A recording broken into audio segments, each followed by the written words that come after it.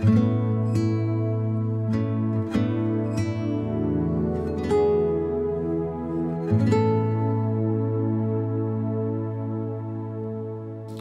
வேத புஸ்தகங்களை மத்தேயு எழுதின சுவிசேஷம் 25ஆம் அதிகாரம் 14 முதல் 19 வசனங்களுக்கு நேராய் நம்முடைய கவனத்தை திருப்போம்.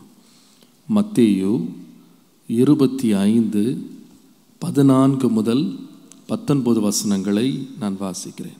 அன்றியும் பரலோக ராஜ்யம் புறத்தேசத்திற்கு பிரயாணமாய் போகிற ஒரு மனுஷன் தன் ஊழியக்காரரை அழைத்து தன் ஆஸ்திகளை அவர்கள் வசமாய் ஒப்பு கொடுத்தது போல இருக்கிறது. அவனவனுடைய திறமைக்கு தக்கதாக ஒருவனிடத்தில் 5 தாலந்தும், ஒருவனிடத்தில் 2 தாலந்தும், ஒருவனிடத்தில் 1 தாலந்தும் கொடுத்து உடனே பிரயாணப்பட்டு போனான். 5 தாலந்தை வாங்கினவன் போய் அவைகளை கொண்டு வியாபாரம் பண்ணி வேறு 5 தாலந்தை சம்பாதித்தான். அப்படியே 2 தாலந்தை வாங்கினவனும் வேறு 2 தாலந்தை சம்பாதித்தான். 1 தாலந்தை வாங்கினவனோ போய் நிலத்தை தோண்டி தன் எஜமானுடைய பணத்தை புதைத்து வைத்தான். வெகு காலமான பின்பு அந்த ஊழியக்காரனுடைய எஜமான் திரும்ப வந்து அவர்களிடத்தில் கணக்கு கேட்டான். கர்த்தருடைய பரிசுத்த நாமத்திற்கு மகிமை உண்டாவதாக. நாம் எல்லாரும் ஒரு விதத்தில் கர்த்தருடைய ஊழியக்காரர் தான். கர்த்தர் நம்மை ராஜாக்களும் ஆசாரியர்களுமாக கர்த்தர் நம்மை மாற்றியிருக்கிறார். நாம் இங்கே வாழும் நாட்கள் எல்லாம் அவரை சேவிக்கும்படி இந்த உலகத்திலிருந்து நாம் பிரிக்கப்பட்டிருக்கிறோம். நம்முடைய நேரம், நம்முடைய பலன், நம்முடைய பணம், நம்முடைய தாளந்துகள், நம்முடைய திறமைகள் எல்லாவற்றையும் கர்த்தருடைய மகிமைக்கென்று செலவழிக்கும்படி கர்த்தர் நமக்கு ஜீவனை தந்திருக்கிறார். எல்லாவற்றையும் தேவன் தமக்காகவே உண்டாக்கினார். நாம் வாழுவது அவருடைய மகிமைக்காக, அவருடைய விருப்பத்தை நிறைவேற்றி முடிப்பதற்காக. நம்மை ஊழியக்காரராக கர்த்தர் பார்த்தாலும் தேவன் நமக்கு செய்கிற சில கிரியைகள் இருக்கிறது. முதலாவது, தேவன் யாராய் இருக்கிறார் என்று சொன்னால், நமக்கு தம்முடைய உச்சிதமானதை கொடுக்கிறவராய் இருக்கிறார். இந்த 3 ஊழியக்காரருக்கு தன்னுடைய ஆஸ்திகளை எஜமான் ஒப்பு கொடுத்தான் என்று பார்க்கிறோம். தேவன் தன்னுடைய ஆசீர்வாதங்களை நமக்கு ஈவாய் தருகிறார். அல்லேலூயா. அப்போ முதலாவது கர்த்தர் கொடுக்கிறவராய் இருக்கிறார். 2வது, எப்படி கொடுக்கிறார் என்று சொன்னால், நம்முடைய திராணி என்னவென்று அறிந்து கொடுக்கிறார். அப்போ கர்த்தர் கொடுக்கிறார், கர்த்தர் நம்மை அறிந்திருக்கிறார் என்று நம்ம பார்க்குறோம். 3வது, அவர் என்ன செய்கிறார்னா, உடனே பிரயாணப்பட்டு போகிறார். நாம் அதை வைத்து வியாபாரம் பண்ணுவதற்கு நமக்கு சுதந்திரத்தை தருகிறார். தேவன் நமக்கு கொடுத்தவைகளை நம்முடைய திறமையின்படி, நமக்கு தேவன் கொடுத்த கிருபையின்படி பயன்படுத்த தேவன் நமக்கு ஒரு சுதந்திரத்தை தருகிறார். God gives us the freedom. முதலாவது, God gives it free, இலவசமாய் தருகிறார்.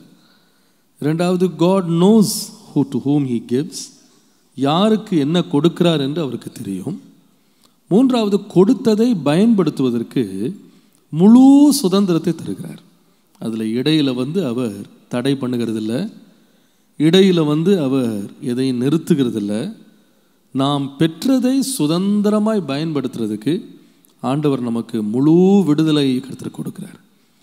இந்த கொடுத்த ஆண்டவர் இன்னொன்றையும் செய்கிறார். அதுதான் முக்கியம். 19ஆம் வசனத்தில், வெகு காலமானாலும் அந்த ஊழியக்காரரை அந்த எஜமான் திரும்ப அழைத்து அவர்களிடத்தில் என்ன செய்வார்? கணக்கு கேட்பார். நம்முடைய ஆண்டவர் ரொம்ப தாராளமானவர். நம்முடைய ஆண்டவர் கொடுக்கிறவர். நம்முடைய ஆண்டவர் நம்மை அறிந்தவர். முழு சுதந்திரத்தை நமக்கு தருகிறார்.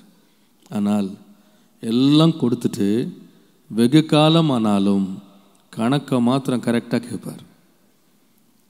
இன்றைக்கு நான் பேச போகும் செய்தியின் தலைப்பு காட் த பர்ஃபெக்ட் அக்கவுண்டன்ட். கரெக்டாக கணக்கு கேட்கிற ஒரு தேவன், சரியாக கணக்குகளை முடிக்கிற தேவன்.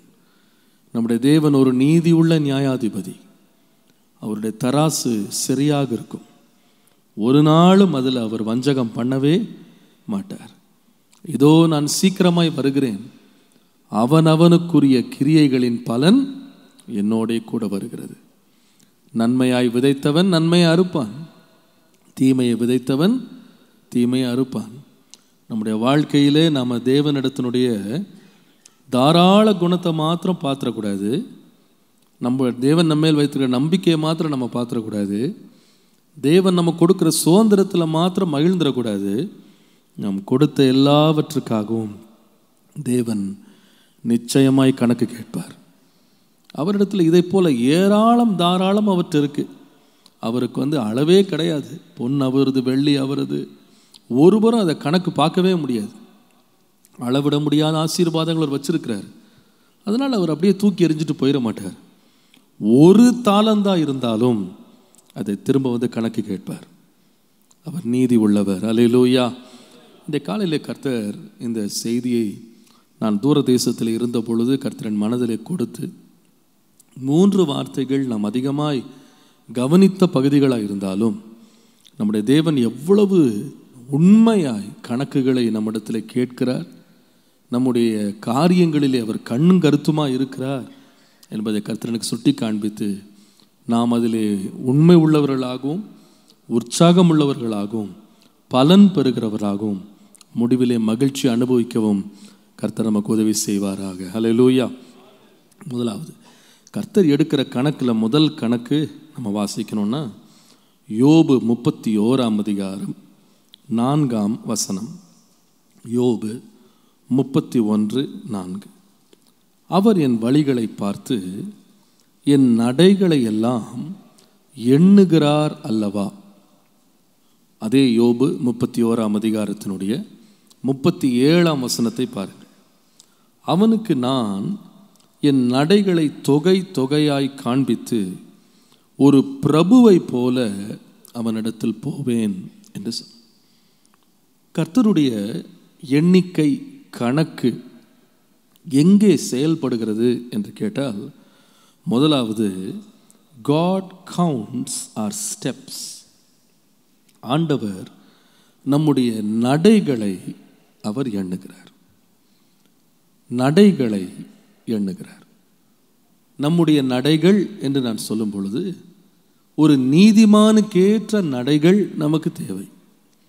அதனால தான் சங்கீதம் 37:23ஆம் வசனத்தை வாசிக்கும் பொழுது நல்ல மனுஷனுடைய நடைகள் கர்த்தரால் உறுதிப்படும், அவனுடைய வழியின் மேல் அவர் பிரியமாயிருக்கிறார் என்று வாசிக்கும்.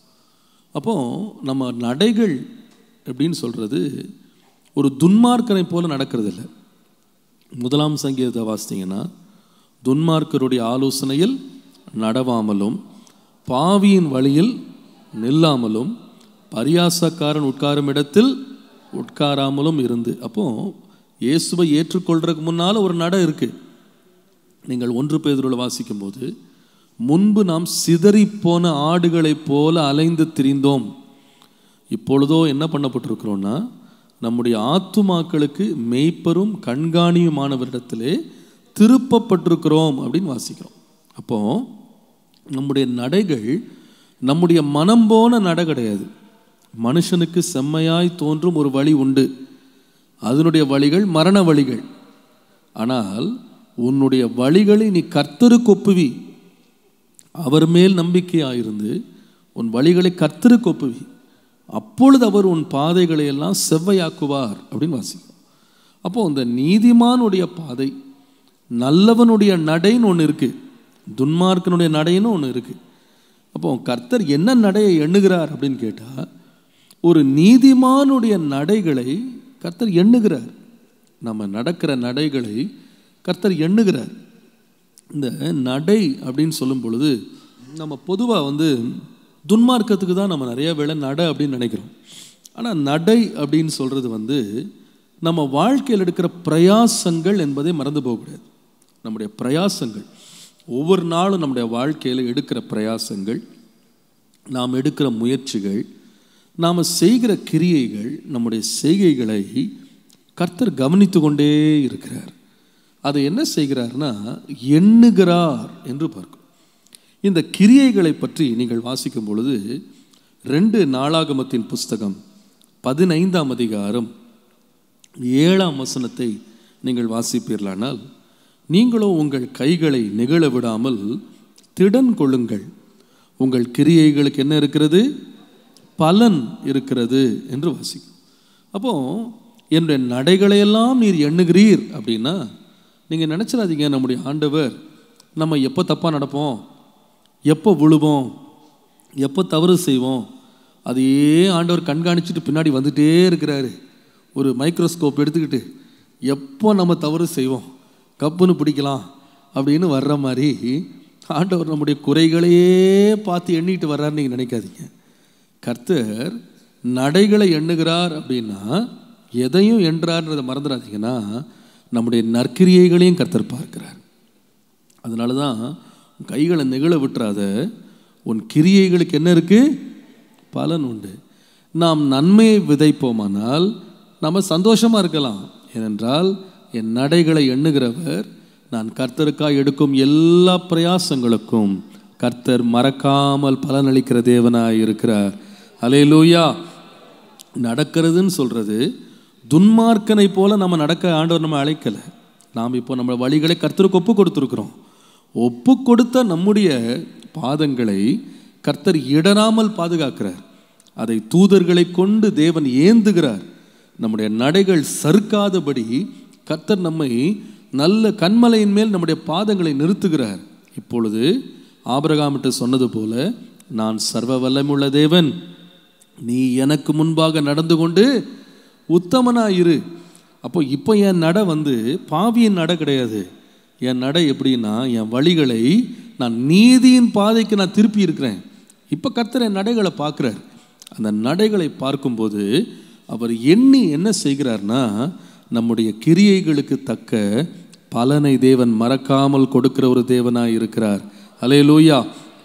அப்போ ரட்சிக்கப்பட்ட ஒரு விசுவாசி சோம்பேறியாக அல்ல, ரட்சிக்கப்பட்ட விசுவாசி அசதியாக அல்ல, ரட்சிக்கப்பட்ட ஒரு விசுவாசி துன்மார்க்கனாய் அல்ல, நீதிமானாய் சுறுசுறுப்புள்ளவனாய் அவன் கடினமாய் தன்னுடைய நடைகளை கர்த்தருடைய பாதைகளில் திருப்பி அவருடைய கிருபையின்படி அவன் நடக்கிற கிரியைகளில் உத்தமமாய் இருப்பான். ஆனால் நிச்சயமாய் எண்ணுகிற ஆண்டவர் அதற்கு பலன் கொடாமல் இருக்கவே மாட்டார். அல்லேலூயா. 2 தெசலோனிக்கேயர் 3ஆம் அதிகாரம் 7 முதல் 12 வசனங்கள் அப்போஸ்தலனாகிய பவுல் தன்னுடைய வாழ்க்கை எப்படி நடத்தினார் என்று சொல்லும் பொழுது அவர் சொன்னார், இன்ன விதமாக எங்களை பின்பற்ற வேண்டும் என்று நீங்கள் அறிந்திருக்கிறீர்களே. நாங்கள் உங்கள் முன்னாடி நடந்தோம், உங்கள் முன்னால் போனோம், உங்களுக்கு வழிகாட்டினோம். என்ன விதமாய் எங்களை பின்பற்ற வேண்டும் என்று நீங்கள் அறிந்திருக்கிறீர்கள். நாங்கள் உங்களுக்குள்ளே ஒழுங்கற்று நடக்கவில்லை, ஒருவனிடத்தில் இலவசமாய் சாப்பிடவில்லை, உங்களில் ஒருவனுக்கும் பாரமாய் இருக்கவில்லை, இரவும் பகலும் பிரயாசத்தோடும் வருத்தத்தோடும் வேலை செய்து சாப்பிட்டோம். உங்கள் மேல் பாரத்தை வைப்பதற்கான அதிகாரம் எங்களுக்கு இல்லை என்பதனாலே அப்படி செய்யாமல், நீங்கள் எங்களை பின்பற்றும்படிக்கு நாங்கள் உங்களுக்கு மாதிரிகளாய் இருக்க வேண்டும் என்றே அப்படி செய்தோம். ஒருவன் வேலை செய்ய மனதில்லாதிருந்தால் அவன் சாப்பிடவும் கூடாது என்று நான் உங்களிடத்தில் இருந்தபோது உங்களுக்கு கட்டளையிட்டோமே. உங்களில் சிலர் யாதொரு வேலையும் செய்யாமல் வீண் அலுவல்காரராய் ஒழுங்கற்று திரிகிறீர்கள் என்று கேள்விப்படுகிறோம். இப்படிப்பட்டவர்கள் அமைதலோடே வேலை செய்து தங்கள் சொந்த சாப்பாட்டை சாப்பிட வேண்டும் என்று நம்முடைய கர்த்தராகிய இயேசு கிறிஸ்துவினாலே அவர்களுக்கு கட்டளையிட்டு புத்தி சொல்லுகிறோம். பவுல் சொல்கிறாரு, உங்கள் நடுவில் நாங்கள் எப்படி நடந்தோம் நீங்கள் பார்த்தீங்க. எப்படி நடந்தோன்னா, சோம்பலாய் வீண் அலுவல்காரராய் இலவசமாக எல்லாத்தையும் அனுபவிக்கலாம் நாங்கள் அப்படியும் செய்யலை. எப்படி நடந்தோம்னா, கடினமாய் உழைத்தோம், கைகளால் வேலை செய்தோம், எங்கள் சொந்த அலுவல்களை நாங்கள் பார்த்தோம், அமைதலோடு வேலை செய்தோம். உங்களெல்லாம் நீங்கள் எங்களை பின்பற்றி வரும்படி ஒரு மாதிரி உள்ள நடையை நாங்கள் உங்களுக்கு முன்னாடி நடத்தினோம் என்று பவுல் தைரியமாய் சொல்ல முடிந்தது. இயேசுவானவரும் இந்த உலகத்தில் இருந்த பொழுது சோம்பலாக இருக்கவில்லை. அவருடைய நடைகள், அவருடைய கிரியைகளை பார்த்தீங்கன்னா இரவும் பகலும் உழைத்தார். இரவும் பகலும் அவர் உழைத்தார். நடந்தே திரிந்து எல்லா இடங்களையும் சந்தித்தார். 3.5 ஆண்டில் அவர் சொன்னார், என் பிதாவின் சித்தத்தை செய்து முடிப்பதே என் வாஞ்சையும் என்னுடைய போஜனவுமாக இருக்கிறது என்று சொன்னார். அவ்வளோ ஒரு சுறுசுறுப்புள்ளவராக இருந்தார். ஆண்டவர் நம்முடைய கிரியைகளை பார்க்கிறாரு. ஆண்டவர் நம்முடைய நடைகளை எண்ணுகிறாருன்னு அர்த்தம் என்னன்னா, மனதிற்குள்ளே நடக்கிறது மாத்திரம் இல்லை, நம்ம எப்படிப்பட்ட வாழ்க்கையை வாழ்கிறோம், என்ன பிரயாசம் எடுக்கிறோம், நம்ம கொடுக்கப்பட்ட தாளந்துகளை எப்படி பயன்படுத்துகிறோம், எப்படி நம்முடைய நேரங்களை நம்ம பயன்படுத்துகிறோம், தேவன் நமக்கு கொடுத்த சுகத்தை நாம் எப்படி பயன்படுத்துகிறோம், எவ்வளோ பிரயாசம் எடுக்கிறோம், கர்த்தர் பார்க்கிறார். அதற்கான பலனை தேவன் நிச்சயமாய் தருவார். அல்லேலூயா. அதனால தான் பவுல் ரொம்ப எச்சரிப்பாக சொன்னார், நான் உங்களுக்கு பிரசங்கம் மாத்திரம் பண்ணலை, உங்களுக்கு முன்பாக நான் உழைச்சேன். நான் உழைச்சி தான் என்ன செய்தேன்னா என் வாழ்க்கையை நான் கட்டுனேன். விசுவாசிகள் கர்த்தர் எண்ணுகிறார் அப்படின்னா எதில் கணக்கு கேட்பார்னா, உனக்கு கொடுத்த சுகத்தை நீ எப்படி பயன்படுத்தினாய், உனக்கு கொடுத்த பலத்தை எப்படி பயன்படுத்தினாய், நேரத்தை எப்படி பயன்படுத்தினாய், தாளந்துகளை என்ன செய்தாய், சோம்பலோடு இருந்தாயா, தூங்கி கொண்டிருந்தாயா, என்ன செய்தாய். நம்ம சொல்லணும், நான் பிரயாசப்பட்டேன், நான் பிரயாசப்பட்டேன். மனுஷனுடைய கணக்கில் தப்பாக நம்ம எழுதிட்டு ரெஸ்ட் எடுக்கலாம். ஆனால் கர்த்தர் கணக்கு கரெக்டாக வச்சுருப்பார். ஒரு தாளந்தாக இருந்தால் கரெக்டாக கேட்டுருவார், தாராளமாக கொடுப்பாரு, திறமைக்கேற்றபடி கொடுப்பாரு, அவனவனுக்கு தனித்தனியாக கொடுப்பாரு, கொடுத்துட்டு சும்மா விட்டுற மாட்டார், கரெக்டாக கணக்கு கேட்பார். என்ன ஆண்டவரே, ஒன்னே ஒன்று கொடுத்துட்டு அதை போய் இப்படி கேட்குறீங்களே அப்படின்னு கேட்க முடியாது.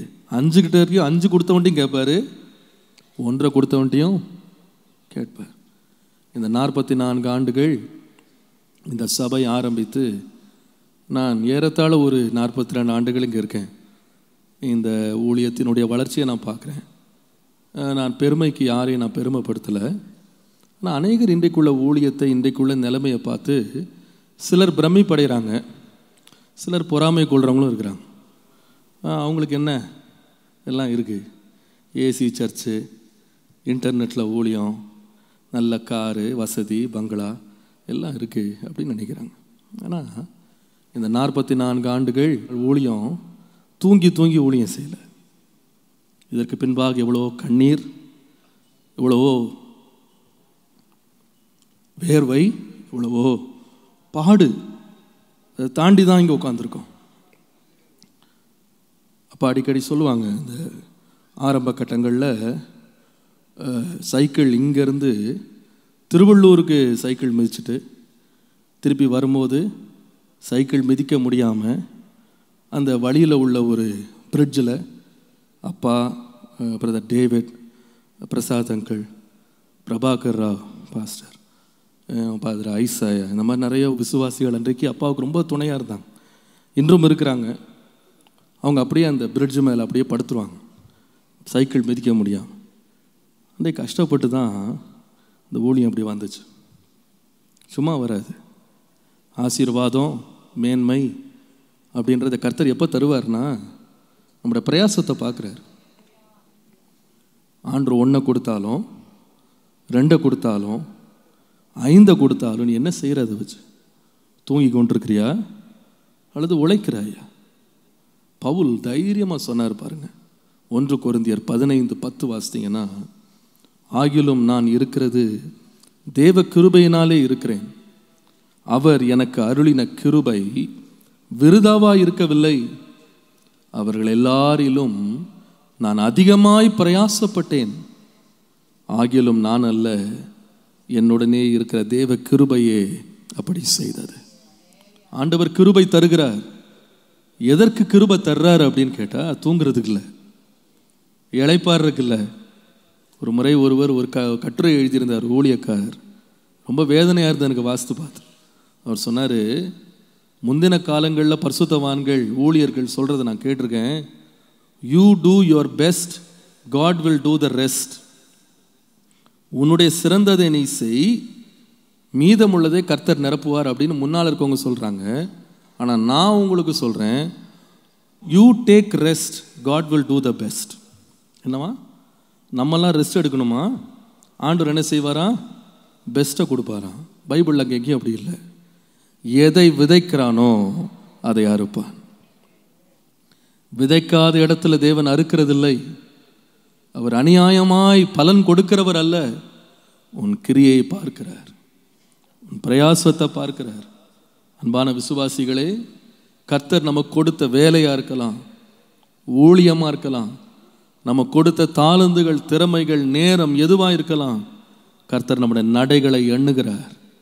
என் நடைகளை கர்த்தருக்கு ஒப்பு கொடுத்திருப்பேன், ஆனால் உண்மை உள்ளவனாய் நல்ல சிற்பாச்சாரியாய் எனக்கு கொடுக்கப்பட்ட வேலைகளில் நான் கடினமாய் உழைக்கிறதை கர்த்தர் பார்ப்பார். ஆனால் என் தேவன் பலன் கொடுக்க மறக்கவே மாட்டார். அல்லேலூயா. உன்னுடைய கிரியைக்கு பலன் உண்டு, பலன் உண்டு. நீங்கள் உண்மையாக விதைத்திருப்பீங்களானா, கடினமாய் உழைத்திருப்பீங்களானா, கர்த்தருடைய கிருபையை பற்றி கொண்டு நீங்கள் பிரயாசம் எடுத்திருப்பீர்களானால் நீங்கள் ஒரு நாளும் கண்ணீர் வடிக்க மாட்டீங்க. அதோட பலனை தேவன் நிச்சயமாய் தருவார், நிச்சயமாய் திரும்ப கொடுப்பார். அப்போ கர்த்தர் எதை எண்ணுகிறார், எதில் கணக்குள்ளவராக இருக்கிறார்னா, உன் பிரயாசம் என்னப்பா. இன்னைக்கு நிறைய வயல்கள் வெட்டாந்திரியாக இருக்குது. நிறைய பேர் கர்த்தருடைய ஆசீர்வாதங்களை அனுபவிக்க முடியறதில்லை. மற்றவங்கள பார்த்து பொறாமப்படுறாங்க, எரிச்சல் அடைகிறாங்க. அவனுக்கு இருக்கிறது நமக்கு இல்லையே. நீங்கள் அப்படியே எரிச்சல் படாதீங்க. நீங்கள் செய்ய வேண்டியது, ஆண்டவரே என் கரத்தின் கிரியைகளை நீர் பாரும், என் உழைப்பை நீர் பாரும், நான் படும் பிரயாசங்களை நீர் பாரும். நீ எனக்கு கொடுத்த கிருபை விருதாவா இருக்கவில்லை. நான் உழைத்தேன், ஆனால் நிச்சயமாய் சொல்லலாம், கொடுங்கள், உங்கள் சந்தோஷம் நிறைவாகும்படி நீங்கள் பெற்றுக்கொள்வீர்கள். நம்முடைய தேவன் நமக்கு திருப்பி தர வல்லவராக இருக்கிறார். அல்லேலூயா. 5 பெற்றான், 5ல் உண்மையாக இருந்து உழைச்சான், அதை இரட்டிப்பாக்கினான். கர்த்தர் அவனை பட்டணங்களுக்கு அதிபதி ஆக்கினார். 1 பெற்றவன் உழைக்காமல் போனான். பரவாயில்ல, உனக்கு பதிலாக அவன் நிறைய வேலை செஞ்சுட்டான், பரவாயில்ல அப்படின்னு விட்டுறலாம் ஆண்டவர். அந்த 1 பறித்து 5 பெற்று உண்மையாக வேலை செய்தவனுக்கு திரும்ப கொடுத்தார். நான் சொல்லுவேன், நம்முடைய தேவன் நமக்கு கூட்டி கொடுக்கிறவர். எப்பொழுது என்றால், நாம் உண்மையாய் எடுக்கிற பிரயாசங்களை கர்த்தர் எண்ணிக்கொண்டே இருக்கிறார். அல்லேலூயா. கர்த்தருடைய நாமத்திற்கு மகிமை உண்டா. இது எப்படி? மாம்ச பலத்தினால் அல்ல, கர்த்தருடைய கிருபையை பற்றி கொண்டு நாம் உழைக்கும் பொழுது, கர்த்தரை சார்ந்து நாம் எடுக்கிற பிரயாசங்களை கர்த்தர் நிச்சயமாய் கணக்கில் கொள்கிறவராய் தேவன் இருக்கிறார். அல்லேலூயா. 2வது, தேவன் எண்ணுகிறது என்ன? அவர் எந்த கணக்கில் ரொம்ப உண்மை உள்ளவராய் இருக்கிறார். சங்கீதம் 56:8, என் அலைச்சல்களை தேவன் எண்ணி இருக்கிறீர், என் கண்ணீரை உம்முடைய துருத்தியில் வையும், அவைகள் உம்முடைய கணக்கில் அல்லவா இருக்கிறது. கர்த்தர் கணக்கு பார்க்குறார். எதில் கணக்கு வைக்கிறார் அப்படின்னு கேட்டிங்கன்னா, முதலாவது என் நடைகளை கணக்கு வைக்கிறார். என் அலைச்சல்களை அவர் கணக்கு வைக்கிறார். அலைந்து திரிந்து நான் எடுக்கிற பிரயாசங்களை கர்த்தர் காணாமல் போயிட மாட்டார், நிச்சயமாய் கணக்கு வைப்பார். 2வது நான் சொல்லுவேன், எதை கணக்கு வைக்கிறார்னா, God counts our tears. நம்முடைய கண்ணீரை தேவன் கணக்கில் வைக்கிறார். கண்ணீரை தேவன் கணக்கில் வைக்கிறார். நாம் விடும் கண்ணீர் பொதுவாகவே ஒரு சில நொடிகளிலே காய்ந்து போகும். கண்ணீர் விழுறது மாதிரி தான் இருக்கும். சிலர் துடைச்சிருவாங்க, துடைக்காம முட்டிங்கனாலும் அது ஆட்டோமேட்டிக்காக என்ன செஞ்சிடும்? காஞ்சிரும். அதெல்லாம் யாருங்க கணக்கு வைக்கிறது? நிறைய கண்ணீர் விட்டுருக்கோன்னு சொல்லுவோம். ஆனால் அந்த கண்ணீர்களை நாம் எப்பொழுதும் அளக்கிறதில்லை. ஆனால் நம்முடைய தேவன் யார்னா, என் கண்ணீரை உம்முடைய துருத்தியில் வையும்.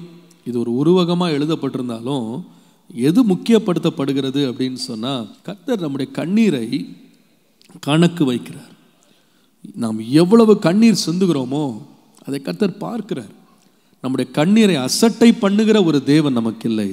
நம்முடைய கண்ணீரை கண்ணோக்கி பார்க்கிற ஒரு கர்த்தர் இருக்கிறார். அதனால தான் 126 சங்கீதம் 5ஆம் வசனத்தை வாசிக்கும் போது, கண்ணீரோடே விதைக்கிறவர்கள் கம்பீரத்தோடே அறுப்பார்கள் என்று வாசிக்கும். நம்முடைய வாழ்க்கையில் நாம் எடுக்கிற பிரயாசங்கள், நாம் எடுக்கிற முயற்சிகள், நாம் எடுக்கிற ஒவ்வொரு காரியத்திலேயும் தேவ சமூகத்திலே நாம் போய் விடுகிற கண்ணீர் கர்த்தருடைய கணக்கிலே போகிறது என்பதை மறந்து போகாதீங்க. மனுஷனுக்கு முன்பாக நாம் வடிக்கிற கண்ணீர்களை மனுஷன் மறந்து போகலாம். ஆனால் தேவனுக்கு முன்பாக நாம் வடிக்கிற கண்ணீரை கர்த்தர் நினைவு கூறுகிறவராக இருக்கிறார். நம்முடைய பெருமூச்சை அவர் கேட்கிறார். நம்முடைய குமுறலை அவர் காண்கிறார். நம்முடைய படுக்கையை கண்ணீரால் நனைக்கும் பொழுது அதை தேவன் கண்ணோக்கி பார்க்கிறார். அவருடைய ஆலயத்தில் வந்து கண்ணீர் சிந்துகிற ஒவ்வொரு சொட்டு கண்ணீரையும் தேவன் விலை மதிப்புள்ளதாய் பார்க்கிறார். அதை கணக்கிலே எடுத்து அந்த கணக்குக்கு தக்கதாக தேவன் பலன் கொடுப்பார். கண்ணீர் தேவனுடைய பார்வையிலே விலையேற பெற்றது. அது கர்த்தர் ஒரு நாள் அசட்டை பண்ண மாட்டார். அதனால தான் விதவை கண்ணீர் வடிக்கும் போது ரொம்ப எச்சரிப்பாக இருக்கணும். விதவையை கண்ணீர் வடிக்க செய்கிறவன் ரொம்ப எச்சரிப்பாக இருக்கணும். ஏன்னா கர்த்தர் அதற்கு நிச்சயமாய் கணக்கு கேட்பார். ஒரு மனுஷன் சிறுமைப்பட்டு அவன் கண்ணீர் வடிப்பான், ஆனால் அந்த கண்ணீரை கர்த்தர் நிச்சயமாய் கவனிப்பார். அப்போ நம்முடைய வாழ்க்கையில் கண்ணீர் விடும் பொழுது தேவனுடைய கணக்கிலே போய் சேருகிறது. அப்போஸ்தலனாகிய பவுல் தன்னுடைய ஊழிய பாதை முழுவதும் நீங்கள் பார்ப்பீங்களானா அதை கண்ணீராலேயே நினைத்து வைத்திருந்தார். அவருடைய பிரயாசங்கள் ஏதோ ஒரு சுலபமான, ஏதோ ஒரு நல்ல வசதியாக, ஏதோ ஒரு பாரமே இல்லாமல் ஏதோ மகிழ்ச்சியோடு அவர் ஊழியம் செஞ்சார் நம்ம சொல்ல முடியாது. அவர் ஊழியத்தை இயேசு கிறிஸ்துவினிடத்திலேயே பெற்றார். நேரடியாக இயேசு கிறிஸ்து அவரை தமஸ்குவுக்கு போகும் வழியிலே சந்தித்து அவருக்கு நேரடியாய் தரிசனமாகி தன்னுடைய பெயரை சொல்லி அவனோடு நேரடியாய் பேசி அழைத்தார். அவனுக்கு ஒரு அற்புதம் செய்து அவனை பிரித்தெடுத்தார். நான் தெரிந்து கொண்ட பாத்திரம் என்று சொன்னார். யூதருக்கும் புறஜாதிகளுக்கும் சுவிசேஷத்தை அறிவிக்கும்படி நான் தெரிந்து கொண்ட பாத்திரம்னு சொன்னார். அப்போ கர்த்தரால் நேரடியாக அழைக்கப்பட்ட மனுஷனாக இருக்கிறதுனால ஸ்பெஷல் ப்ரிவிலேஜ்லாம் அவர் கொடுக்கப்படலை. விசேஷித்த சலுகைகள் அவர் கொடுக்கப்படலை. இயேசுவாலே நேரடியாக அழைக்கப்பட்டிருந்தாலும் வானபரியந்தம் எடுத்துக்கொள்ளப்பட்டு தெய்வீக தரிசனங்களையும் மனுஷர் பேசக்கூடாத பாஷைகள் அவர் கேட்டிருந்தாலும் ஒருவருக்கு முன்பாக வெளிப்படுத்தப்படாத தேவனுடைய மகத்துவத்தின் சத்தியங்கள், சபையினுடைய ரகசியங்கள் அவருக்கு வெளிப்படுத்தப்பட்டிருந்தாலும் பல பேரை அவர் சுகமாக்கி உயிரோடு எழுப்பி எத்தனையோ ஊழியங்களையும் சபைகளையும் அவர் ஸ்தாபித்திருந்தாலும் அப்போஸ்தலனாகிய பவுல் இதெல்லாம் தேவ கிருபையின்படி செய்தேன் என்று சொன்னாலும் அதை ஒரு புன்முறுவலோடு அவர் செய்யலை. மகிழ்ந்துட்டு அப்படியே நல்ல சுகபோகமாக அதை செய்யலை. எப்படி செய்தார் உங்களுக்கு சில வசனங்கள் உங்களுக்கு காண்பிக்கிறேன். ஆச்சரியமாக இருக்கிறது. அப்போஸ்தலர் 20ஆம் அதிகாரம் 19ஆம் வசனத்தில் அவர் தன்னுடைய சாட்சியை சொல்லும் பொழுது அவர் சொல்லுகிறார், வெகு மனத்தாழ்மையோடும் மிகுந்த கண்ணீரோடும் யூதருடைய தீமையான யோசனைகளால் எனக்கு நேரிட்ட சோதனைகளோடும் நான் கர்த்தரை சேவித்தேன். ஊழியத்தை எப்படி செய்தார்னா மிகுந்த கண்ணீரோடு செய்தேன். நிறைய பேர் உலகத்தில் ரொம்ப பாடு இருக்கு, வேலையில் ரொம்ப கஷ்டம் இருக்கு, ஊழியத்துக்கு வந்துடுறேன் அப்படின்றாங்க. நிறைய பேர் நினைக்கிறாங்கன்னா உலகத்தில் கண்ணீர், ஊழியத்துக்கு வந்தால் களிப்பு, ஊழியத்துக்கு வந்தால் கண்ணீரே கிடையாது, கர்த்தருடைய சேவையில் என்றும் ஆனந்தம் இயேசு தருகிறார் அப்படின்னு நினச்சிக்கிட்டு இருக்காங்க. ஆனால் அப்போஸ்தலனாகிய பவுலை நீங்கள் பார்த்தீங்கன்னா கர்த்தருக்கு எப்படி சேவை செய்தேன் அப்படின்னா, எப்படி சேவை செய்தாரா? கொஞ்சம் கண்ணீர் இல்லை, எப்படி சொல்லுங்க சத்தமா, மிகுந்த கண்ணீரோடு கர்த்தரை என்ன செய்தேன்? சேவித்தேன். கர்த்தரை ஊழியமே கண்ணீரில் தான் ஊழியம் செஞ்சுருக்கார். கண்ணீர் விட்டு விட்டு தான் கர்த்தருடைய ஊழியத்தை செய்தார். சரி, 20ஆம் அதிகாரம் 31ஆம் வசனம் பாருங்க. ஆனபடியால் 3 வருஷ காலமாய் இரவும் பகலும் கண்ணீரோடே இடைவிடாமல் அவனவனுக்கு என்ன செய்தேன்? புத்தி சொல்லி கொண்டு வந்தேன். நம்முடைய சபைக்கு ஒவ்வொருவரோட புத்தி சொன்னாராம். அந்த புத்தி சொல்றது கூட எப்படி வந்துச்சுன்னா இரவும் பகலும். ஆச்சரியமா இருக்கு பவுலுடைய வாழ்க்கை.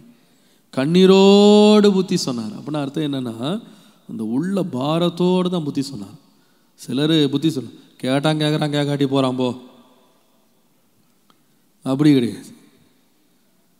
நம்மளுக்கு என்ன, புத்தியை கேட்டால் அவங்களுக்கு நல்லது, புத்தி கேட்கலன்னா அவனுக்கு கேடுதி, நமக்கு என்ன வந்துச்சு அப்படின்னு ஒரு புத்தி சொல்லலை.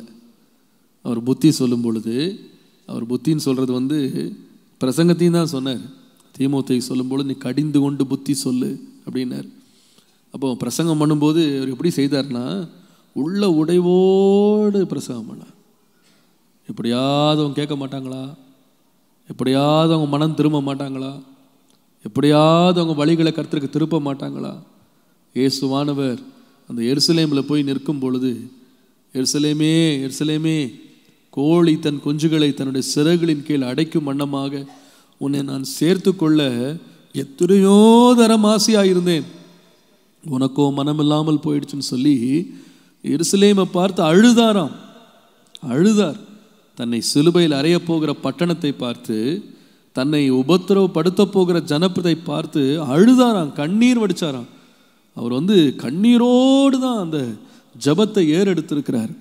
அப்படியே வியாகுலத்தோடு அந்த பட்டணத்தை பார்த்து அழுதாராம். அவர் பிரசங்கங்கள் எல்லாம் பார்த்தீங்கன்னா அந்த மன வேதனையோடு, அந்த பாரத்தோடு, கண்ணீரோடு அப்போஸ்தலனாகிய பவுல் புத்தி சொன்னதாய் வாசிக்கிறோம். 2 கொரிந்தியர் 2ஆம் அதிகாரம் 4ஆம் வசனம் வாசித்தீங்கன்னா, அன்றியும் நீங்கள் துக்கப்படும்படிக்கு எழுதாமல் உங்கள் மேல் நான் வைத்த அன்பின் மிகுதியை நீங்கள் அறியும்படிக்கு மிகுந்த வியாகுலமும் மன இடுக்கமும் அடைந்தவனாய் அதிக கண்ணீரோடே உங்களுக்கு எழுதினேன். எனக்கு ஆச்சரியமா இருந்துச்சு. சில அநேக அவருடைய நிருபங்களை அவர் சிறைச்சாலையில் உட்கார்ந்து எழுதினார். அந்த எழுதின நிருபங்கள் எல்லாம் சபையார் கர்த்தரை அறிய வேண்டும், கர்த்தரை அறிகிற அறிவில் அவங்க வளர வேண்டும், கர்த்தருடைய அறிவில் பெருக வேண்டும், பரிசுத்தம் அடைய வேண்டும், அவங்க தேவனண்டை திரும்ப வேண்டும்ன்ற பாரத்தோடு எழுதினார். எழுதும்போது இந்த புஸ்தகம் எத்தனை பிரதி விற்கும், இதில் எத்தனை வருமானம் வரும், இதில் எத்தனை பேர் இதை பார்த்து நம்மளை புகழ்வாங்க, எத்தனை இடங்கள் நம்ம பேர் பிரஸ்தாபமாகும் அப்படின்லாம் தான் பேருக்காக எழுதலையாம்.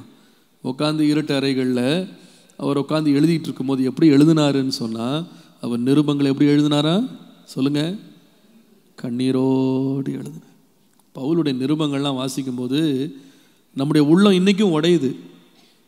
ஏன்னா அது அவர் சிரிப்புக்காகவோ பொழுதுபோக்குக்காகவோ, ஏதோ கொஞ்ச நேரம் இல்லாத நேரத்தில் பொழுதுபோக்குறதுக்கு ஏதாவது படிச்சுட்டு போட்டோம் ஜனங்க அப்படின்னு எழுதுறக்கோ, தன்னுடைய அறிவை மேன்மைப்படுத்துவதற்கோ, தன்னுடைய பேரை பிரஸ்தாபப்படுத்துறக்கோ எழுதலை. எதுக்கு எழுதினார்னா கண்ணீரோடு எழுதினார். கண்ணீரோடு, உங்களை யாரும் என்னை துக்கப்படுத்த எழுதலை. அவரோட வார்த்தைகள் சதம் ரொம்ப கடுமையாக இருந்தது, ஆனால் உள்ளமோ கண்ணீரால் நிறைந்திருந்தது. என் சபை கர்த்தரை சந்திக்க ஆயத்தப்படுமா அப்படின்ற வேதனையோடு எழுதினார். உங்களை யார் வஞ்சித்துருவாங்களோன்னு எனக்கு பயமாக இருக்குது அப்படின்னு கண்ணீரோடு தன்னுடைய கடிதங்களை எழுதினார். அப்போ கண்ணீரோடு கர்த்தரை சேவித்தார், கண்ணீரோடு அவர் புத்தி சொன்னார், கண்ணீரோடு தன்னுடைய கடிதங்களை எழுதினார். நீங்கள் எபிரேயர் 5ஆம் அதிகாரம் 7ஆம் வசனம் வாசிக்கும்போது, நம்முடைய இரட்சகராகிய இயேசு கிறிஸ்துவும் பவுலை போல தான் கண்ணீரோடு இருந்திருக்கார். நீங்கள் வாசிப்பீங்களானா, அவர் மாம்சத்தில் இருந்த நாட்களில் தம்மை மரணத்திற்கு ரட்சிக்க வல்லமை உள்ளவரை நோக்கி பலத்த சத்தத்தோடும் கண்ணீரோடு விண்ணப்பம் பண்ணி வேண்டுதல் செய்து தமக்குண்டான பயபக்தி நிமித்தம் வாசிக்கிறோம். அப்போ இயேசுவும் எப்படி தான் விதைச்சார் அப்படின்னு கேட்டிங்கன்னா, கண்ணீரோடு தான் விதைச்சிருக்கிறார். நம்முடைய வாழ்க்கையில் கர்த்தர் எதை கணக்கு பார்க்குறார் அப்படின்னு கேட்டிங்கன்னா, நம்முடைய கண்ணீரை கர்த்தர் கணக்கு பார்க்குறார். நொறுங்குண்ட இருதயத்தை நீர் புறக்கணிக்க மாட்டீர் என்று வாசிக்கிறோம். நம்ம வாழ்க்கையில் நடக்கும் எந்த சம்பவங்கள்லையும் தேவ சமூகத்தை நம்ம கண்ணீரோடு அண்டி அந்த ஆரம்பங்களை கண்ணீரோடு நாம் விதைப்போமானால், நாம் அந்த செடிக்கு செலுத்தக்கூடிய சிறந்த தண்ணீர் என்னன்னா நம்முடைய கண்ணீரே என்பதை மறந்து போகக்கூடாது. நம்முடைய வாழ்க்கையில் கர்த்தர் நமக்கு பிந்தின நாட்களை மகிழ்ச்சி உள்ளதும் பூரிப்புள்ளதுமா மாற்றணுமானா, ஆரம்பத்தை எப்படி பார்க்கணும்னா கண்ணீரோடு விதைக்க வேண்டும். இன்றைக்கு சிரிக்கிறவர்கள் நாளைக்கு அழுவார்கள், இன்றைக்கு அழுகிறவர்கள் நாளைக்கு என்ன செய்வாங்க, நகைப்பாங்க. அப்போ நம்முடைய பிந்தின நாட்கள் மகிழ்ச்சி உள்ளதாய் மாற வேண்டுமானால், பிந்தின நாட்கள் நமக்கு மேன்மை உள்ளதாய் ஆசீர்வாதமாய் மாற வேண்டுமானால், கர்த்தர் ஒரு கணக்கை பார்க்குறாரு. நீ பிந்தின நாட்களை மகிழ்ச்சியோடு முடிக்க வேண்டுமானா நீ ஆரம்பத்தை எப்படி இருனா கண்ணீரோடு இருப்பா. கண்ணீரோடும் வேதனையோடு நீ விதைப்பாய். ஆனால் உன்னுடைய கண்ணீரை தேவ சமூகத்திலே ஊற்றுவாய். ஆனால் அதை மறுக்காமல் கணக்கு வைக்கிற ஒரு உண்மை உள்ள தேவன் நமக்காய் இருக்கிறார். அந்த விதைப்பை தேவன் ஆனந்த களிப்பாய் முடிய பண்ணுவார். அல்லேலூயா. இந்த ஊழியத்தை குறித்து அறிந்தவர்கள் உங்களுக்கு தெரியும். இந்த 44 ஆண்டு ஊழியங்களில் கர்த்தர் இன்றைக்கு இவ்வளவு ஆசீர்வாதமான நிலையில் நம்முடைய சபையை கொண்டு வந்திருக்கிறார். ஆனால் இதுக்கு பின்பாக ஊழியருடைய கண்ணீரும் எத்தனையோ விசுவாசிகளுடைய கண்ணீர் ஜபமும் இதற்கு விதையாய் ஊற்றப்பட்டிருக்கிறது மறந்துடவே கூடாது.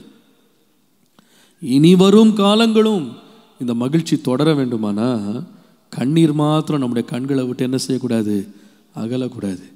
அந்த தண்ணீரை நம்ம விதைத்து கொண்டே இருப்போமானா நம்முடைய முடிவும் மகிழ்ச்சியாக இருக்கும் என்பதில் சந்தேகமே இல்லை. அல்லேலூயா. அதுமே சொல்லுவேன், ஆனந்தத்தோடு ஆரம்பிக்கிறத விட அற்பமாக கண்ணீரோடு ஆரம்பிப்பது நல்லது. கண்ணீரோடு நம்ம எதை விதைத்தாலும் தேவன் கம்பீரமாய் அறுக்க பண்ணுவார். அல்லேலூயா. கர்த்தருடைய நாமத்திற்கு எதை கர்த்தர் கணக்கு வைக்கிறார் அப்படின்னு கேட்டிங்கன்னா, முதலாவது கர்த்தர் நம்முடைய நடைகளை எண்ணுகிறார், நம்முடைய பிரயாசங்களை பார்க்கிறார், அலைச்சல்களை பார்க்கிறார், அதற்கு பலனளிப்பார். ரெண்டாவது, நம்முடைய கண்ணீரை அவர் கணக்கில் வைக்கிறார். கடைசியாக மூன்றாவது, அவர் எதை கவனிக்கிறார், எதை கணக்கில் வைக்கிறார். லூக்கா 21ஆம் அதிகாரம் முதல் 4 வசனங்களை வாசிக்கிறேன். அவர் கண் ஏறிட்டு பார்த்தபோது ஐஸ்வர்யவான்கள் காணிக்கை பெட்டியிலே தங்கள் காணிக்கைகளை போடுகிறதை கண்டார். ஒரு ஏழை விதவை அதில் 2 காசை போடுகிறதையும் கண்டு, இந்த ஏழை விதவை மற்ற எல்லாரை பார்க்கிலும் அதிகமாய் போட்டாள் என்று மெய்யாகவே உங்களுக்கு சொல்லுகிறேன். அவர்கள் எல்லாரும் தங்கள் பரிபூர்ணத்திலிருந்து எடுத்து தேவனுக்கு காணிக்கை போட்டார்கள். இவளோ தன் வறுமையிலிருந்து தன் ஜீவனத்துக்கு உண்டானது இருந்த எல்லாவற்றையும் போட்டுவிட்டாள் என்றார். மூன்றாவது, கர்த்தர் எதை கணக்கில் வைக்கிறார் என்று சொன்னார், God counts our giving. நாம் கொடுக்கிறதை கர்த்தர் கணக்கில் வைக்கிறார் என்பதை மறந்து போகக்கூடாது. எனக்கு ஆச்சரியமாக இருந்தது, இயேசுவானவர் எருசலேமினுடைய தேவாலயத்திலே அங்கே அநேகர் வந்து அந்த தேவாலயத்தினுடைய காணிக்கை பெட்டியிலே காணிக்கைகளை போடுகிறார்கள். அதிலே அநேக ஐஸ்வர்யவான்கள் இருக்கிறாங்க. அந்த ஐஸ்வர்யவான்களுடைய கணக்குகளை கர்த்தர் பார்த்தார் என்று போடலை. ஐஸ்வர்யவான்கள் எவ்வளோ போட்டாங்க தெரியல, அதிகமாக போட்டிருப்பாங்க. அவர்களுடைய எண்ணிக்கையெல்லாம் ஆண்டவர் பைபிளில் எழுதலை. ஆனால் எதை எழுதினாருன்னு சொன்னால், ஒரு ஏழை விதவை அதில் என்ன போட்டாலும் 2 காசு, தன்னுடைய ஜீவனத்திற்குரிய எல்லாவற்றையும் அவள் போட்டு விட்டாள்னு சொல்லி, அவள் போட்ட அந்த 2 காசை கர்த்தர் கவனித்து அதை பார்த்து பாராட்டி இந்த வேத புஸ்தகத்திலையும் தேவன் பொதித்து வைத்து விட்டார். ஆச்சரியமாக இருந்துச்சு எனக்கு. கர்த்தர் நம்முடைய கொடுக்கிறதை கர்த்தர் பார்க்கிறார். மனிதனுடைய கணக்கில் வருகிறதோ இல்லையோ, மனுஷன் அங்கீகரிக்கிறானோ இல்லையோ, பார்க்கிறானோ இல்லையோ, நாம் கொடுக்கிறதை கர்த்தர் பார்க்கிறார். நாம் கொடுக்கிறதை தேவன் கணக்கு வைக்கிறவராக இருக்கிறார். அதனால தான் இயேசு சொன்னார், தீர்க்கதரிசியின் நாமத்தின் நிமித்தம் வருகிறவனுக்கு 1 கலசம் தண்ணீரை கொடுத்தாலும் அதை கர்த்தர் என்ன செய்வார்னா கணக்கில் வைத்து திரும்ப தருகிற தேவனாக இருக்கிறார். பாருங்க, இங்கிலீஷில் வந்து இதை வந்து கோல்டு வாட்டர்னு போடுறோம், பச்சை தண்ணின்னு சொல்லுவோம் நம்ம ஊரில். குளிர்ந்த தண்ணீர் அதை ஒருவன் கொடுத்தாலும் அதையும் தேவன் கணக்கில் வைக்கிறார். நம்ம ஆண்டவர் எவ்வளவு நல்லவர் தெரியுமா? நம்ம கொடுக்கிற ஒவ்வொன்றையும் கர்த்தர் கணக்கில் வைக்கிறார். அதனால தான் ஏழைக்கு கொடுக்கும் பொழுது ஏழைக்கு இறங்குகிறவன் கர்த்தருக்கு என்ன செய்கிறான்? கடன் கொடுக்கிறார். கர்த்தர் வசனம் சொல்லுகிறது, கர்த்தர் ஒருவனுக்கு கடனாளியாக இருக்க மாட்டாராம். கொடுங்கள், அப்பொழுது உங்கள் சந்தோஷம் நிறைவாகும்படி திரும்ப பெற்றுக்கொள்வீர்கள். அமுக்கி குலுக்கி சரிந்து விழும்படி உங்கள் மடியிலே திரும்ப வந்து போடுவார்கள்.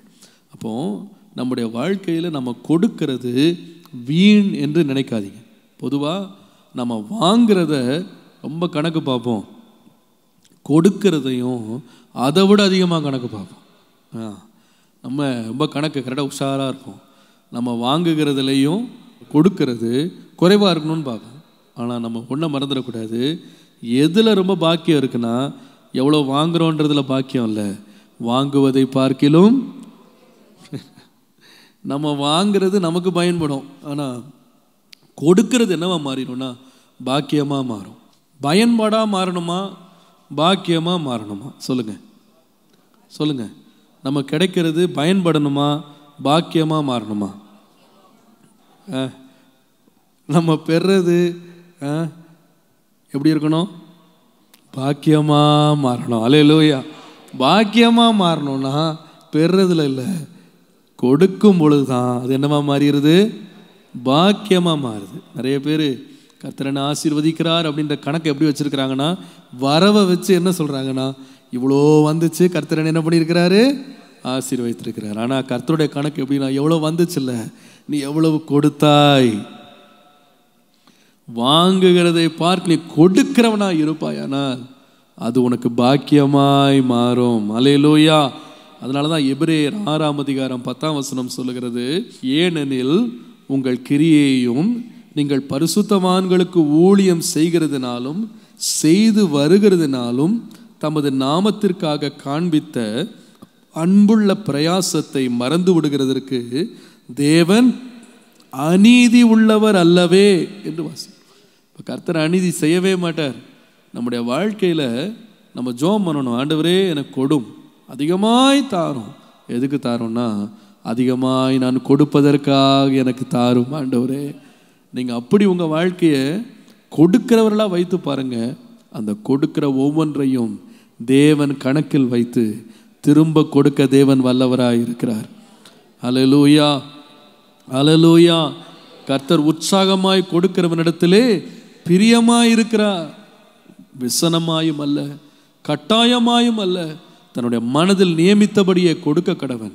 உற்சாகமாய் கொடுக்கிறவனிடத்தில் கர்த்தர் பிரியமாய் இருக்கிறார்.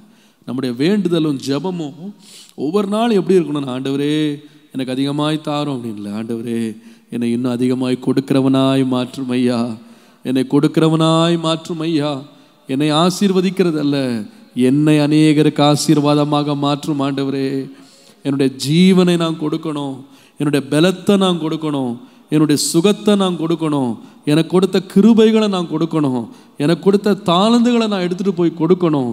தேவன் எனக்கு கொடுத்த உச்சிதமான எல்லாவற்றையும் நான் பகிர்ந்து கொடுக்கிறவனாக என்னை மாற்றும் ஆண்டவரே. நம்ம விண்ணப்பம் பண்ணும் பொழுது நம்முடைய தேவன் யார்னா அதையே நமக்கு பாக்கியமாய் மாற்றுகிறார், அதையே நமக்கு ஆசீர்வாதமாய் மாற்றுகிறார். இந்த உலகத்தில் எந்த மனுஷனையும் ஒன்றும் கொண்டு வந்ததும் இல்லை, ஒன்றும் கொண்டு போக முடியாது.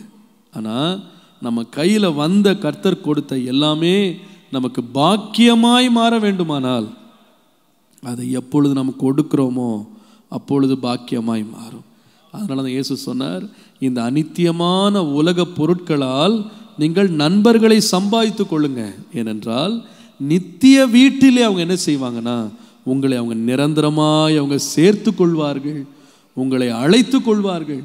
உங்களுடைய வாழ்க்கையில் கர்த்தர் கொடுக்கும் பணம், பொருள், தேவன் கொடுக்கும் நேரம், தேவன் கொடுக்கும் தாளந்து, தேவன் கொடுக்கும் கிருபை, எல்லாவற்றிற்கும் ஒரு சிறந்த இன்வெஸ்ட்மெண்ட் என்னன்னா கர்த்தருடைய ராஜ்யம்.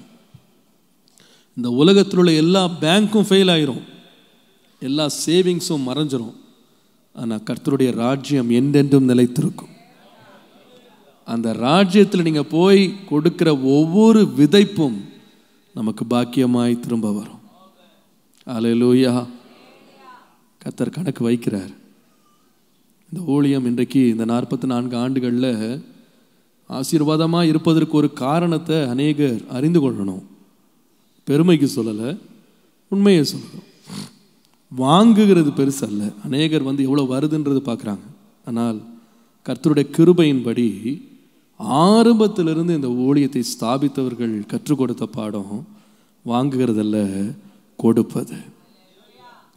நாம் கொடுக்க கொடுக்க கொடுக்க கர்த்தர் நம்ம இன்னும் பாக்கியவான்களாய் மாற்றுவார். தமிழில் சொல்லுவாங்க பாருங்க, இறைக்கிற கிணறு தான். நம்ம என்ன கிணறாக மாறணும்னு பார்த்துக்கிடுங்க. குட்டையாக இருக்க போகிறோமா, இறைக்கிற கிணறாக இருக்க போகிறோமா? நம்முடைய வாழ்க்கையில் இறைச்சி பாருங்க, கர்த்தர் இன்னும் இறைக்கிறதுக்கு பலன் தருவார். சகல ஊற்று கண்கள் அவருடைய கரத்தில் இருக்கிறது. ஆண்டவரே, என்னுடைய எல்லாவற்றையும் உமக்காக கொடுத்து உம்முடைய கணக்கிலே நான் ஆசீர்வதிக்கப்பட எனக்கு உதவி செய்யும். ஜெபம் பண்ணுவோம், கர்த்தர் உதவி செய்வார். எல்லாரும் எழுமை நிற்க போகிறோம். எல்லாரும் எழுமை நிற்போம். இந்த காலை வேளையிலே கர்த்தர் நம்முடைய கணக்குகளை நம்முடைய கரங்களிலே வைத்திருக்கிறார். இதுவரைக்கும் கணக்கே ஆரம்பிக்காதவங்க இன்றைக்கு கணக்கு ஆரம்பிங்க. நிறைய வேளையில் ஆதாரில் கணக்கு இருக்குது, வங்கியில் கணக்கு இருக்குது, சீட்டு போடுற இடத்துல கணக்கு இருக்குது, எல்லா இடத்துலையும் கணக்கு இருக்குது. நிறைய பேருக்கு கணக்கு ஆரம்பிக்காத இடம் கர்த்தர்ட்ட தான். இன்றைக்கு ஆரம்பிச்சிருங்க. ஒரு புது அக்கௌண்ட், எல்லார் கையிலையும் ஒரு புது பாஸ்புக் இன்றைக்கி வரட்டும். 3 பாஸ்புக் எடுத்துகிட்டு போகணும் இங்கேருந்து போகும்போது. என்ன பாஸ்புக் அது? முதலாவது, கர்த்தரின் நடைகளை எண்ணுகிறார். நான் பெற்ற கிருபை விருதாவாக இருக்கவில்லை, நான் ஆண்டவர் எனக்கு கொடுத்த கிருபையின்படி அதிகமாய் பிரயாசப்பட்டேன். இன்றைக்கு ஒரு கணக்கு புக்கை எழுதணும். ஆண்டவரே, என் புக்கை பார்க்கும்போது 1 தாளந்தை கொடுத்தேன், அதை கூட நீ ஒன்றும் பண்ணாமல் தூங்கிட்டு இருக்கியா? உன் வீட்டை கூட கவனிக்காமல் நீ என்ன பண்ணிக்கிட்டு இருக்க? உன் வயல்வெளி ஏன் இப்படி வெறுமையாக இருக்கு? வேலையில் அசதி உள்ளவனாய், சும்மா சோம்பலாக, வீண் அலுவல் காரணா சும்மா சுற்றிட்டு இருக்க. சாப்பிட்றதுல இன்ட்ரெஸ்ட் இருக்கு, உழைக்கிறதுக்கு இன்ட்ரெஸ்ட் இல்லை. கடன் வாங்கியே கதையை ஓட்டுறது, உழைப்பே கிடையாது, சோம்பேறித்தனத்தில் உட்கார்ந்துருக்கிறது. இந்த கணக்கு பழைய புக்கெல்லாம் கிழிச்சு போட்டுருங்க. எனக்கு ஒரு புது புக்கை எடுங்க. அந்த புக்கில் சொல்லுங்க, ஆண்டவரே, உம்முடைய கணக்கில் எனக்கு ஒரு கணக்கை சேர்த்துறோம். Today let me start a new account. Let me work hard. கடின உழைப்பை நீர் விரும்புகிறீர், என்னுடைய பிரயாசத்தை நீர் பார்க்கிறீர், என் அலைச்சல்களை எண்ணுகிறீர். இன்றைக்கு நான் ஒரு அலைந்து திரிகிறவனாய், பிரயாசப்படுகிறவனாய், எனக்கு கொடுத்த கிருபையை வீணாக்காமல், எனக்கு சமயம் வாய்த்தாலும் சமயம் வாய்க்காவிட்டாலும் நான் உழைக்கிறவனாய் என்னை மாற்றும். கேளுங்க, மற்றவங்கள பார்த்து எரிச்சல் படாதீங்க. அவனுக்கு கிடைச்சது எனக்கு கிடைக்கலையே, அந்த வாய்ப்பு எனக்கு கொடுக்காம போயிட்டாங்களே, எனக்கு அந்த தகுதி கிடைக்காம போயிடுச்சு, எனக்கு அந்த உயர்வு, எனக்கு அந்த பதவி, அந்த பட்டம் கிடைக்காம போயிடுச்சுன்னு ஏங்காதீங்க. கணக்க துவங்குங்க. உங்களுடைய பிரயாசத்தை கர்த்தர் பார்க்கிறார். அசதியா இல்ல, ஜாக்கிரதை உள்ளவர்களாய், வீட்டில் உட்கார்ந்து வீண் அலுவல்காரராக இருக்காதீங்க. பிரயாசம் எடுங்க. கர்த்தர் கொடுத்த பலனை பயன்படுத்துங்க. 2வது பாஸ்புக் உங்களுக்கு தேவை, கண்ணீர் அப்படின்ற பாஸ்புக். எவ்வளோ கண்ணீர் வடிக்கிறேன், எப்பொழுதும் சும்மா சந்தோஷத்திலேயே உட்கார்ந்துருக்கேனா, அல்லது என்னுடைய குறைவுகள், என்னுடைய தேவைகள், என்னுடைய தரிசனங்கள், எல்லா பிரயாசங்களையும் கண்ணீரோடு நான் விதைக்கிறேனா? எவ்வளவு என்னுடைய உள்ளத்தை ஊற்றுகிறேன், எவ்வளவு உள்ளம் உடைந்து வேலை செய்கிறேன், எவ்வளவு மனசாட்சிக்கு துரோகம் செய்யாம வேலை செய்கிறேன், எவ்வளவு பாரத்தோடு நான் வாழுகிறேன். இந்த பாஸ்புக்கில் எம்டியா இருக்கா? பிள்ளைகளுக்காக கண்ணீர் வடிச்சு எவ்வளோ நாள் ஆச்சு? குடும்பத்துக்காக கண்ணீர் வடிச்சு எவ்வளோ நாள் ஆச்சு? வேதனையோடு கர்த்தரை தேடினது எவ்வளவு நாள் ஆச்சு? மனம் உடைஞ்சு எவ்வளோ நாள் ஆச்சு? என் கணக்குகளை நான் புதுப்பிக்கிறேன் ஆண்டவரே. நம்பர் 3, கொடுக்கிற ஒரு பாஸ்புக். எவ்வளவு எனக்கென்று வைக்கிறேன், எவ்வளவு நான் கொடுக்கிறேன். கர்த்தர் எனக்கு கொடுத்தது 5, 2, 1 அனைத்தையும் பிரயாசத்தினாலே 2 மடங்காய் நான் தேவனுக்கு திருப்பி கொடுப்பேன். 2 மடங்காய் தேவனுக்கு திருப்பி கொடுப்பேன். அவர் கணக்கு கேட்கும்போது, ஆண்டவரே ஒன்று தான் கொடுத்தீங்க, அந்த ஒன்றையும் ஒன்றும் பண்ண முடியல, அப்படியே வச்சிருக்கிறேன் தாங்க, திரும்ப எடுத்துக்கிடுங்கன்னு சொன்னால் ஆண்டவர் மகிழ மாட்டார். அது நீ அட்லீஸ்ட் காசுக்காரருக்கு கொடுத்துருந்தா நான் வட்டியோடையாவது வாங்கியிருப்பேன்ப்பா, நான் எழுதி கொடுத்த கணக்கில் நீ ஒன்றை கூட சேர்க்கலையே அப்படின்னு ஆண்டவர் வேதனையோடு சொல்லக்கூடாது. ஆண்டவரே, நான் உமக்கு திரும்ப கொடுக்கும்போது இரட்டிப்பாக கொடுக்கத்தக்கதாக என்னை கொடுக்கிறவனாய் மாற்று. ஹல்லேலூயா. கரங்களை உயர்த்தி எத்தனை பேர் ஜெபம் பண்ண ஆரம்பிக்க போறீங்க? ஆண்டவரே, உம்முடைய கணக்கில் நான் குறைவுள்ளவனாய் அல்ல, நிறைவுள்ளவனாய் இருக்க உதவி செய். ஹல்லேலூயா, ஹல்லேலூயா. இயேசுவே, நாங்கள் உம்மை துதிக்கிறோம். ஆண்டவரே, நாங்கள் உம்மை துதிக்கிறோம், நாங்கள் உம்மை துதிக்கிறோம். ஆண்டவரே, நாம் ஒவ்வொருவரும் கணக்கு ஒப்புவிக்கும்படியாக நம்முடைய தேவனுடைய நியாயாசனத்துக்கு முன்பதாக நாம் வெளிப்பட வேண்டும். மனிதன் நம்மை நியாயம் தீர்க்காமல் இருக்கலாம், மனிதன் நம்மை கண்டுபிடிக்காமல் இருக்கலாம். ஆனால் நீங்கள் ஒன்றை மறந்து போகாதிருங்கள், தேவனுடைய சன்னிதானத்திலே இன்றைய கர்த்தருக்கு முன்பாக நிற்கிற ஒரு போதகனுக்கு முன்பாக நிற்கிற நீங்கள், உங்களை ரட்சித்தவரும் உங்களை அபிஷேகித்தவரும் உங்களை ஆண்டு நடத்துகிறவரும் ஆகிய அவருடைய சிங்காசனத்துக்கு முன்பாக நிற்கணும், அவருக்கு முன்பாக நிற்கணும். எதுக்குன்னு கேட்டீங்கன்னா, கணக்கு ஒப்புவிக்கும்படியாக. நானும் தப்ப முடியாது, நீங்களும் தப்ப முடியாது. எப்படி மரணத்துக்கு தப்ப முடியாதோ அதுபோல கணக்கு ஒப்புவிக்கவும் யாரும் தப்பவே முடியாது. தேவனுடைய நாமத்துக்கு மகிமை உண்டாவதா. உங்கள் நடக்கைகளை நீ கணக்கு ஒப்புவித்து தான் ஆகணும், கணக்கு ஒப்புவித்து ஆகணும். யோபு கீழே எழுதினார், என் நடைகளை எல்லாம் எண்ணுகிறார் என்று சொன்னது மாத்திரமல்ல, என் நடைகள் வழியை விட்டு விலகினது உண்டானால் என்று சொன்னார். என்ன என்றாரு? என் வழியில நடந்தியா, என் வழியை விட்டு விலகி நடந்தியா? நான் பின்பற்றும்படி உனக்கு மாதிரியை வச்சுட்டு போனேன், அந்த வழியில நடந்தியா? நான் வளர்க்கும்படி உன்னை வேதத்தை உனக்கு வசனத்தை உனக்கு வச்சுட்டு போனேன், அந்த வழியில நடந்தியா? நீ வழி தப்பி நடந்தியா? என் கால்கள் வழியை விட்டு விலகினது உண்டானால் என்று யோபு சொன்னார். என் நடைகளை எல்லாம் ஆண்டவர் எண்ணுகிறார் என்று சொன்னால், நான் விலகின வழிகள். அன்றைக்கு தேவன் பீலையாம் அப்பார் சொன்னார், உன் வழி எனக்கு பிரியமா இல்லை, வழி விரோதமா இருக்கு, உனக்கு எதிர்கொண்டு வந்து பட்டயத்தை வச்சுட்டேன்னு சொன்னார். இன்றைக்கு உங்க வாழ்க்கை யோசித்து பாருங்க, உங்க வழியில கர்த்தருடைய ஆசீர்வாதம் வருமா அல்லது ஆண்டவருடைய பட்டயம் வருமா? ரெண்டு வரணும், ஏதாவது ஒன்று வரணும். என்னுடைய வழியை கர்த்தருக்கு பயந்து அவர் வழிகளிலே நடக்கிறவன் எவனோ